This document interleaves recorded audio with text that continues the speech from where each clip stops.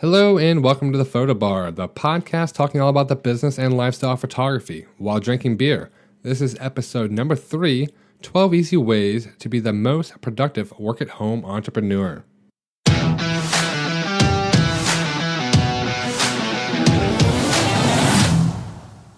Hey guys, my name is Matt Drew, and my goal is to help you become a better person, a better photographer, and a better entrepreneur.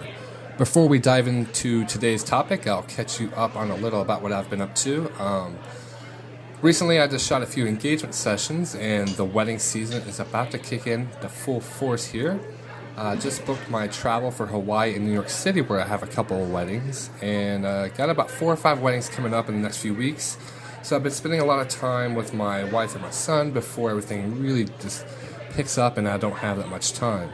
Other than that, I've just been working on a lot of marketing stuff and trying to get the business ready to go, for the busy season, and just kind of chilling, hanging out, just taking my time and relaxing. Hopefully things are going just as well for you guys, and things are picking up. Maybe you guys are already in the real busy season for whatever you specialize in. But today's topic, I think, might help us all out. We're going to be talking about how to be more productive working from home.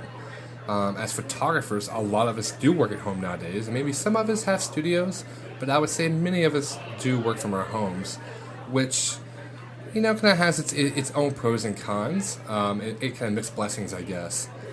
Regardless of where you're actually working from, I made a nice short list for things that might actually help us all be more productive while we're working, and I guess we'll just jump right into it. So number 1 is to actually get ready for the day. As photography entrepreneurs, many of us work from home, and sometimes we actually brag on Facebook and stuff that we haven't taken a shower today. We're still in our pajamas, and it's 2 o'clock in the afternoon. But I feel that it's really important that we need to get up, we need to take a shower, and really get ready for the day like any other job. I think psychologically and emotionally that puts us in a different state of mind and really helps us be more productive while we're actually at work. Although it seems like fun just to hang out in your pajamas all day, it's just really not that good for us to do that, I don't think. You really need to get ready and have a purpose of what you're trying to achieve that day. And this helps you feel refreshed and tells the brain it's time to get up and get shit done and really make things happen.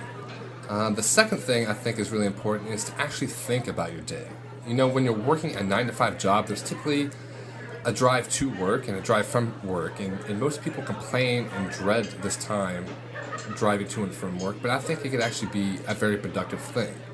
Often when I'm driving, that's when I come up with some of the best ideas. This actual episode was created one morning when I was driving to my son's school. I was taking my son to school, and I came up with these ideas on that drive there and back. I also like to do things like review the start and end of my day, think about the things that I need to get done, and whatever else I got going on for that day or that week. I like to think about those sort of things, or maybe even marketing ideas and stuff like that. Other than taking my son to school a few days a week, I had meetings and shoots and personal errands and stuff that I go on, but I don't really need to drive anywhere else. Sometimes I'll drive to the gas station, but that's really about it. When I first started, I used to just kind of get up for the day and then make that walk, of 20 feet to my office, and I found it was really hard to actually get started on work. So if you're working from home, instead of just walking right into your office, maybe try walking around the block, or pretend like you're heading to work, maybe drive a short distance, then come back. And I think this kind of gives some time to chill and think about your day, but it also kind of puts you in the mindset that you're actually heading to work with a purpose and will help you get things done and get started much quicker. Number 3 is to have a dedicated workspace, preferably one with a door. Having a workspace that's all about getting things done is really important. It sets boundaries and helps limit distractions from your personal life, so you're not thinking about how messy your living room is or the dishes that are piling up in the sink. It also allows you to have a place that you can shut the door after you work, so you have a boundary between your work life and your personal life, and things aren't kind of mixing in together. It's really hard to get stuff done when you're working in a living room space and you don't have a door to close and things are happening and UPS is coming to the door and maybe you have dogs running around. It's just really hard to get anything done. There's too much distraction kind of going on. And then you're always looking at your home life, but also your work life. So if you can, get a place that has a door that's just all about work and nothing else. All right, moving on. Number 4 is to set a dedicated work schedule and stick to it. So this includes things like getting up and going to bed at the same time every day, and really kind of starting your work day at the same time every day. This was really the hardest thing for me personally when I first started. I was just totally all over the place. I would go to bed at random times. I would stay up late a lot of times, just working on photos or working on the website and whatever else I had going on.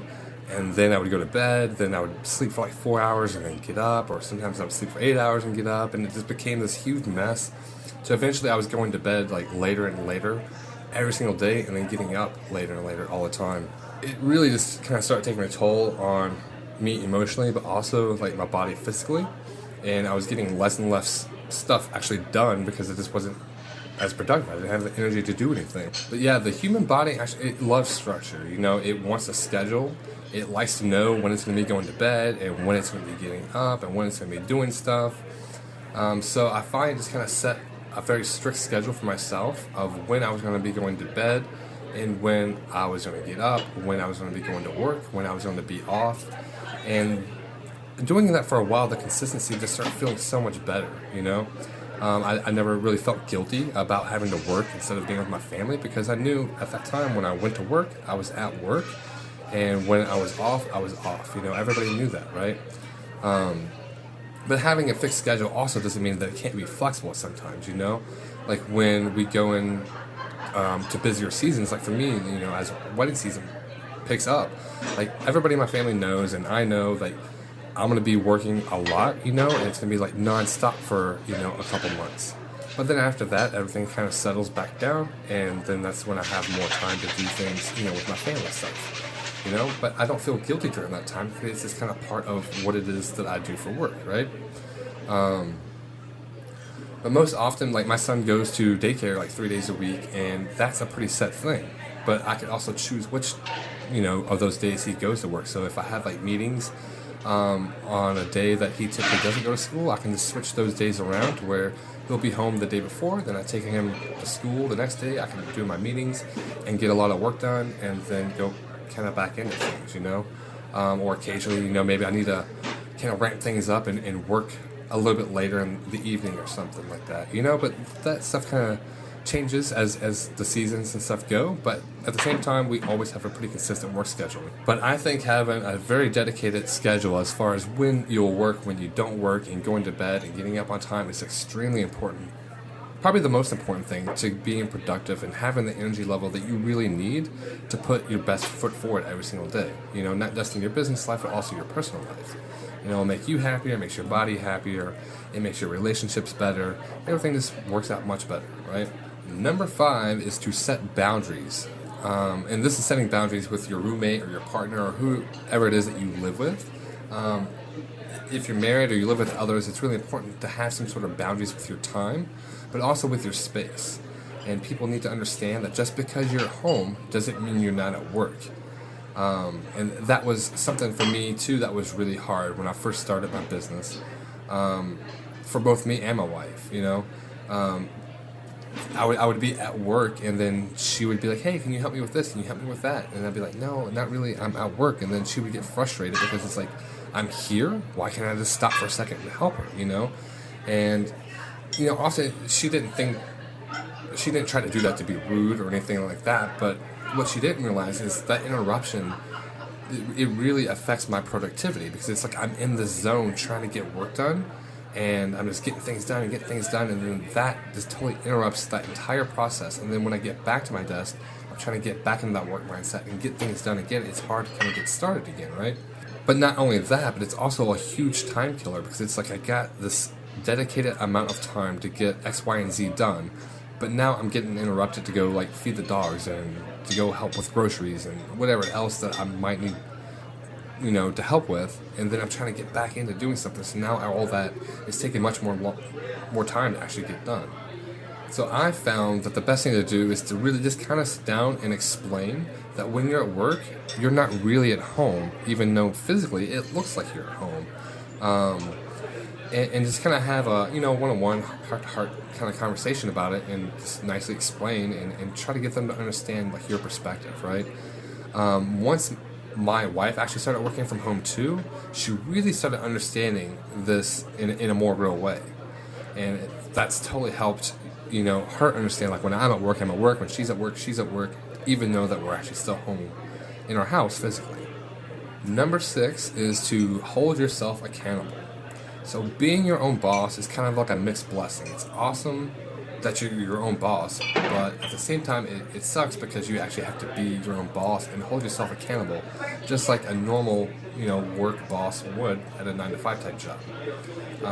The whole like success and failure of your business and your personal life and your relationships and everything is all based on you being accountable for yourself and being able to get things done. If you're sitting around watching Netflix when you're supposed to be working, and you're thinking, oh, let's do that later, and shit's just not getting done in your business, it's definitely going to suffer. There's no doubt about it, Which is why you need to set daily, weekly, and monthly, even yearly expectations and measurable goals for yourself, and then start knocking them out.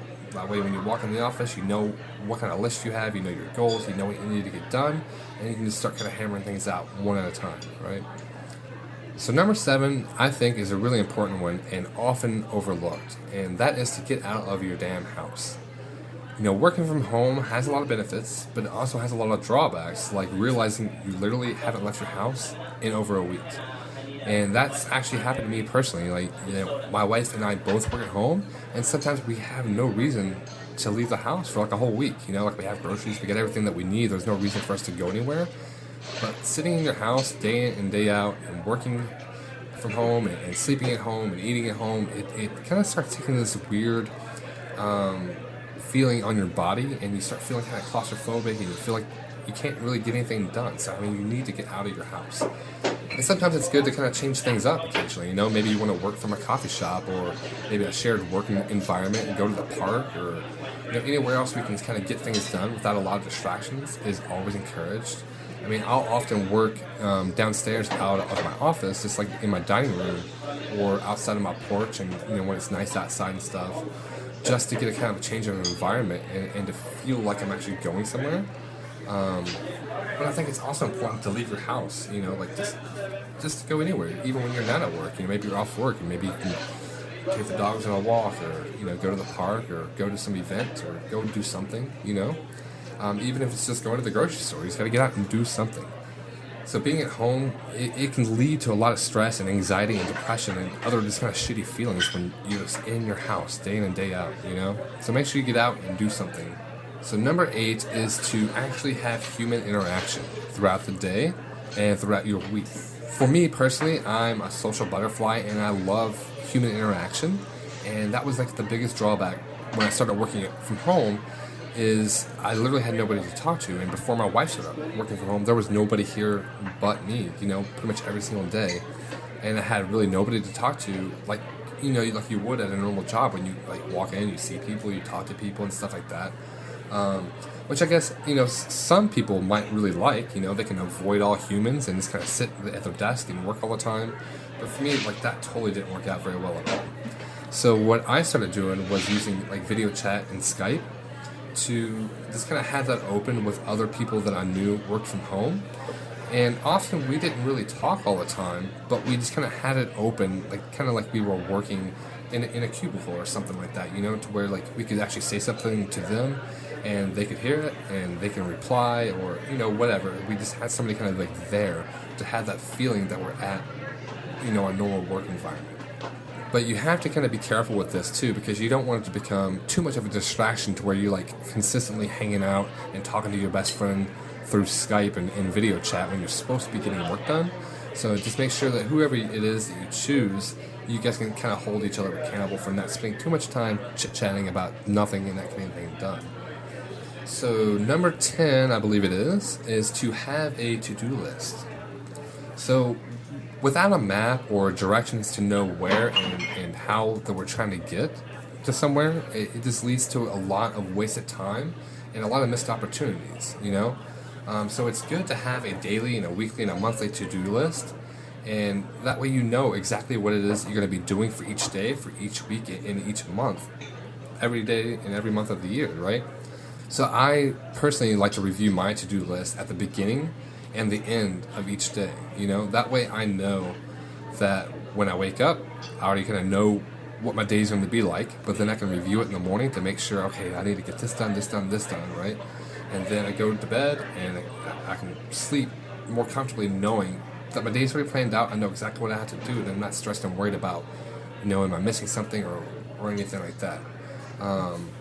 I personally use an app called Things 2, and it's kind of like my digital go-to of list making for not just my business life, but my personal life too. And I can set things up to automatically pop up at the beginning of each morning. Like I have mine set up to pop up every day at 7:30. So when I wake up and I'm kind of going through my day, the 7:30 time comes around, it pops up, lets me know what I have to do that day. I can review it and kind of know where I'm at, right? And then I also physically kind of like to write stuff down too on Post-it notes, and just to have them on my desk and stuff. And it just kind of helps make things seem a lot more real, I guess. Something about writing on paper just kind of helps reinforce different tasks and things for me. But you can do whatever works for you, and I mean maybe that's having just a to-do list digitally, maybe it's having one physically where you write stuff down, or maybe it's both. Whatever it is that works for you, just make sure you get a to-do list together and have it out and have everything mapped out, for your day, for your week and month. And that way you always know what to do and don't have to walk into work and sit there and be like, well, all right, well, what should I get done today? Number 11 is to leave work. It sounds kind of funny, but you actually need to leave your work, A lot of us that work at home, it seems like we're always at work, Like even when we're not supposed to be working, we're always answering emails, we're on social media, we're talking to other photographers or whatever it is, that we're doing. We're always doing something. It's like it never stops, right? So you actually need to leave work, You need to shut down your computer, you need to close your door, turn off your email, whatever it is that you need to do, but just shut it all down, and that way you're actually leaving and taking your break from your life and your career, right? And you can also try like taking a walk or taking a drive like after you leave work, just kind of like the same way you would when you were going to work, right? So it kind of separates emotionally and mentally between your work life and your personal life. So number 12 is another one that I struggle with even now, and that is to take breaks and remember to eat. And I'm really terrible at this, and I often get so like caught up on work and my personal life and things that are kind of going out throughout the day, and then before I know it, it's like 6 o'clock in the afternoon, and I haven't eaten anything or taken a break or done anything, and literally sometimes I go the whole day without eating, which is terrible for your health, but also for your energy level and your productivity in general. So yeah, you really just need to take a break and step back and make sure you eat and drink and things like that. You also kind of just need to step away from things and stretch your body, just like take 10 to 15 minutes to kind of like go on a power walk or do some quick yoga or meditation or just, stretch or whatever it is that you want to do that's going to help you out. And I would suggest, try to do it every hour at least, try to take a 15-minute break or so, just kind of stretch and kind of recoup. I started using an Apple Watch, and it actually tells you to stand up, like once an hour. So I kind of started using that as a way to like, all right, cool, I need to take a break, and I'll take a 10 or 15-minute break just to kind of, stretch, walk around, and just kind of get away from the desk space for a while. So I'm going to throw in a bonus item, and that is to outsource. A lot of people try to do every single thing themselves, and it's just like you can't be the best at everything, and it eats up a lot of your time. So for me, like one of the number one things I outsourced pretty quickly was all my bookkeeping and accounting.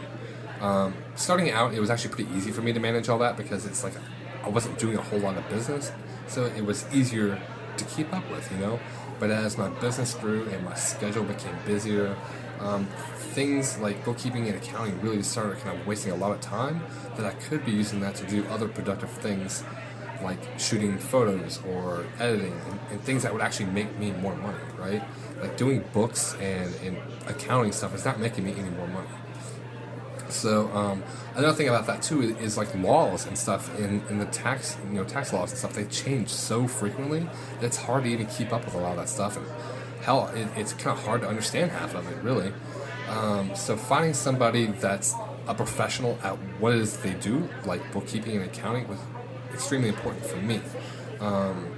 I went through like 5 or 6 different bookkeepers and accountants before I found the team that I have now, and I totally love them, and it makes things so much better for me. It frees my time up, but it also makes sure that I'm totally like legal, that everything's getting done and turned in on time. My quarterly, tax estimates are finished. My yearly ones are all done, and I really don't have to do anything but take the time to just look over like P&L reports and to see where my business is, where it's going, and to make plans and business decisions. I don't have to deal with like inputting stuff and all that just really boring stuff that I just didn't really want to do at all. I will say there are a couple of tips, like when you outsource things, that you don't just want to hand over the keys and expect that everything's going to go completely smoothly and that you never check in on any of that stuff. I mean, that's how people get like ripped off and money stolen and stuff like that. You don't want to do that. So you always want to be on top of things, but you can still let them do their job that they're hired to do, right? I would also suggest that you take the time to find people that are teachers and not just there to take your money. You need to be able to clearly understand what's going on, what they're doing, and to be able to actually make the decisions and, really be on top of everything as far as what they're doing, but also have them there to help and guide you along the way, especially when it comes to stuff like finances. You don't just want to give somebody free reign on whatever it is that they do without you being able to check in and stay on top and clearly understand everything that's going on. You might also need to take some time to be able to teach them, things like editing, for example. I often see a lot of people, saying that they've tried, outsourcing the editing, and it just didn't work for them. The people just couldn't understand or grasp how they want things done. And most of this really just kind of falls on the photographer not taking the time to really educate, the people editing the photos exactly what it is they're looking for as far as, the coloring process and how to edit stuff in their style and what the expectations are and really how to accomplish what it is that they're trying to get. It's kind of like training a new employee, essentially. You can't just say, all right, here's your job, and just expect them to be able to nail it just right out of the gate. Things just don't work out that way, So if you really just kind of sit down and take the time and to work with somebody back and forth for a little while, I think after some time goes by, you'll really get somebody that can nail it every single time and that you're really happy with. So that really kind of about wraps things up. I guess at the end of the day, you really just need to take some time to think about the structure of your business and really kind of align it more like a regular 9-to-5 type job. That way you have some sort of set parameters, you have a structure, and you kind of know what's going on at all times, when you're going to be going to work, when you're going to be off work, and things like that, And I think if you take some time to do that, you'll find that you'll become a lot more productive.